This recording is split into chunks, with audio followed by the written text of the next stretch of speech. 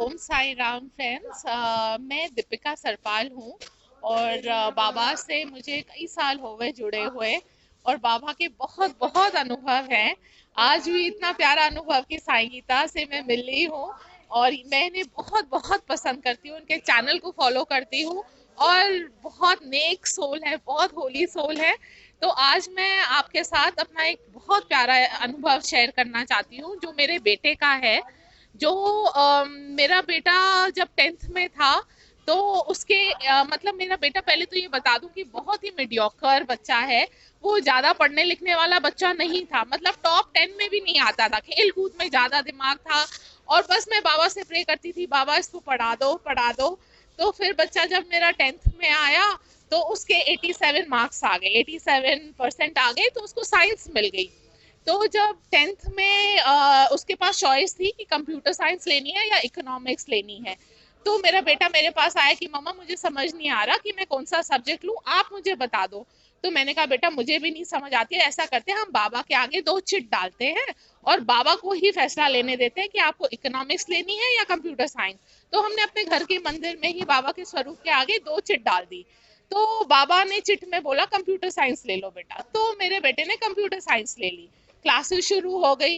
भाई जब अब क्लासेस शुरू हो गई तो मेरे बच्चे को बिल्कुल ना सब्जेक्ट समझ नहीं आ रहा। जब पहला एग्जाम हुआ, जो टेस्ट होता है यूनिट टेस्ट, इसके आए 2 मार्क्स 50 में से 2 on 50 आए। तो परेशान। फिर जब एग्जाम हुआ तो फिर इसके आए 1 on 100।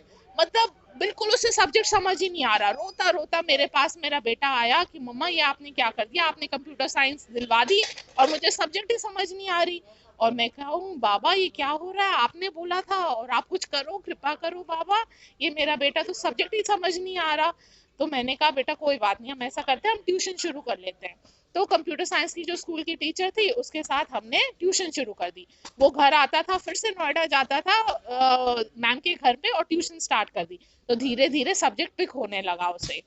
तो भाई अब ऐसे 11th पास हो गया सही नंबरों से, 12th का बोर्ड आ गया। अब भाई 12th का बोर्ड आया तो इस बच्चे ने खूब मेहनत करी, बाबा की कृपा ऐसी हुई कि बच्चे ने पढ़ाई स्टार्ट, सीरियस हो गया पढ़ाई में।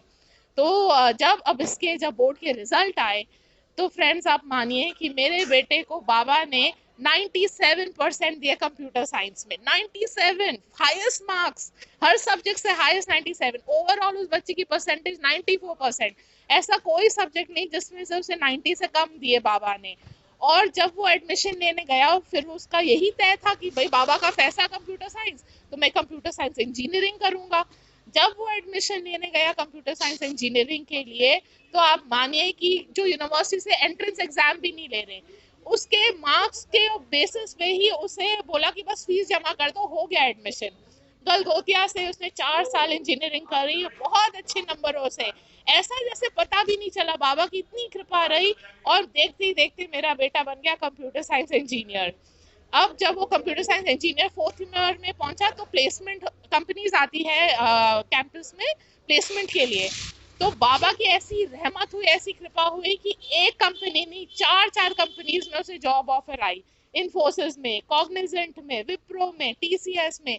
और मेरा बेटा कही मम्मा ये क्या हो रहा है मेरे साथ में। और मैं कहूँ बाबा ये क्या हो रहा है, कंप्यूटर साइंस इंजीनियर तो बनाया, नौकरी भी चार चार टॉप कंपनीज, सारी वर्ल्ड क्लास कंपनीज में उसे जॉब के ऑफर आ गए। फिर उसने इन्फोसिस ज्वाइन कर लिया।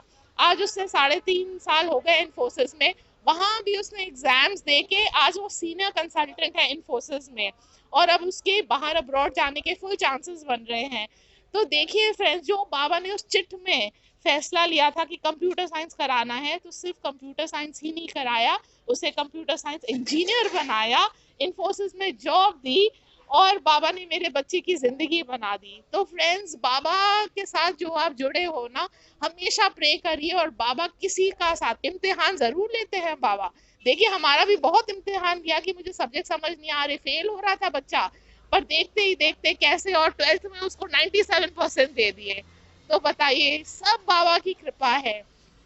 तो बस बाबा का नाम लेते रहिए, ओम साई राम करते रहिए और बाबा पे विश्वास रखिए। और बस यही कहना है। और भी बहुत अनुभव है, बाबा के बहुत बहुत आशीर्वाद और कृपा है। वो भी जब मैं कभी साई गीता से मिलूंगी वो भी शेयर करूंगी। पर आज के लिए इतना ही। ओम साई राम फ्रेंड्स, ओम साई राम।